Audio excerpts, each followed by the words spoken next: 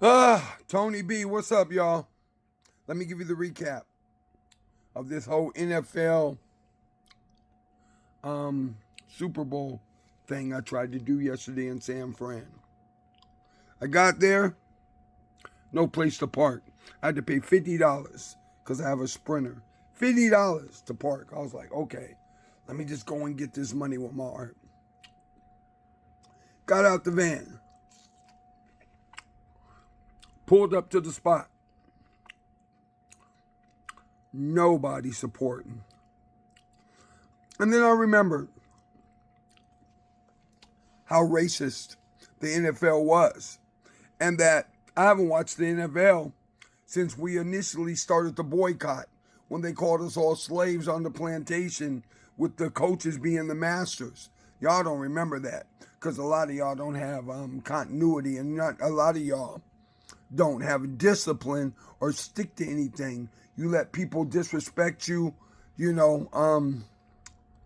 all kinds of racist shit to you, and you won't even respond, or you'll forget about it next week and go back to being the Negro bots that you are. But yeah, I remember that. And then I looked at the Patriots, oh my God, from New England.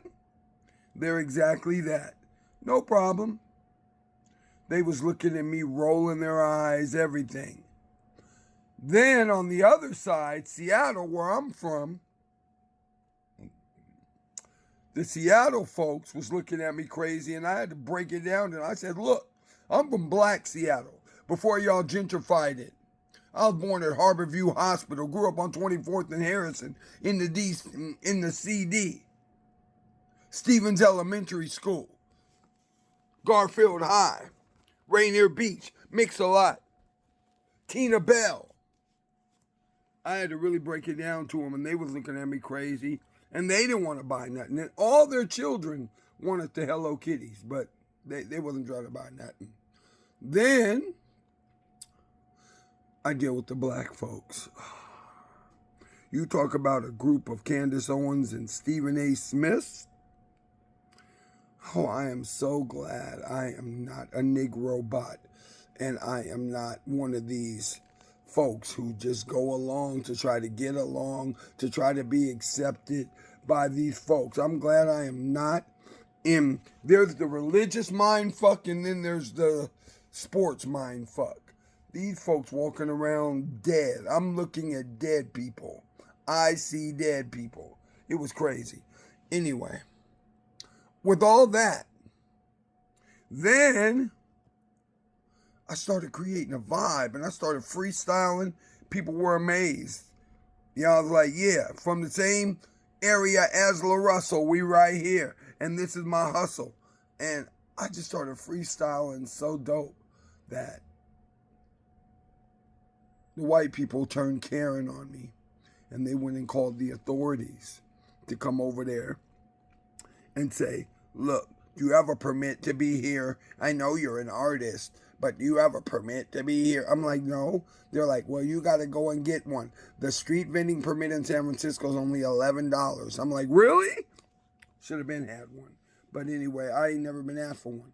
So they moved me out the way. They got me up and got me out. Luckily for me, the Christians, the white Christians, were down the block with the Bible and their speaker and everything. And they were out there preaching, praising the Lord and shit.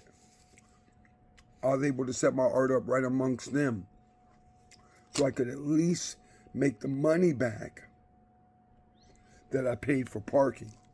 So I made the money back I made for parking. Then night came. Night came, and I was trying to get out of there because the parking lot I parked in, they closed at 6 o'clock. Gonna close the gate, homeboy was gonna go home. It was crazy. I had to rush over there, get my car out. But before I did, I stopped one more time, set my art up in front of the whole NBA thing down at the Moscone Center. Here come the undercovers again. This time they wanted to arrest me for having street art, and they wanted to take all my stuff. I said, you got all these cats out here bootlegging t-shirts and doing other shit to them that are felonies, and you worried about me? Pissed me off. Got in my van, got my shit in my van, talked them out of taking all my shit. Got back over to this side. Went to downtown Oakland. I was like, damn, I should have been set it up in downtown Oakland. There's money everywhere down here. Right downtown Oakland. Since First Fridays wasn't happening. Moral of the story. Don't fuck with the N.F.L. They don't love us. They have never loved us. That's why we started the boycott. And y'all should be staying true to that boycott. Otherwise, you look like nothing but field slave. Like, nothing but just straight up field slaves. Just running up and down the field. There's no loyalty, no unity, no nothing over there. Bunch of Django's. No, a bunch of Stephen A. Smiths or Stephans from Django. And Candace Owens. Women. Crazy. You don't want to be around that. I got to figure out what to do. I got 2 days to pay both my storages, and I don't have none of the money. I got so much on me right now. It's crazy. But I'm staying 10 toes down. True to what I do. Too many years I put in. I really need y'all to support me and help me. Please hit me up if you can. You know my Cash App, you know my Zelle, it's all in the link. Whatever, it's in my bio. I need help, y'all. I'm trying to go live, but I want to go live. I'm such a Virgo. I want everything to be perfect. I guess it's not going to be perfect. I guess I'm going to just have to start going live, painting, maybe tonight, and just really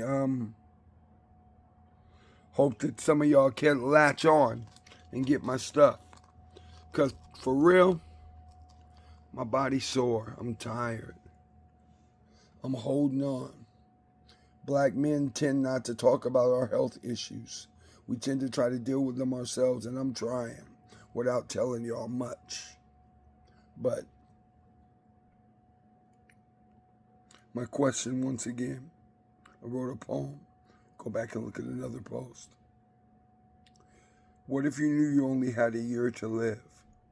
Who would you tell? What would you give? I want to give everything. I want to die empty.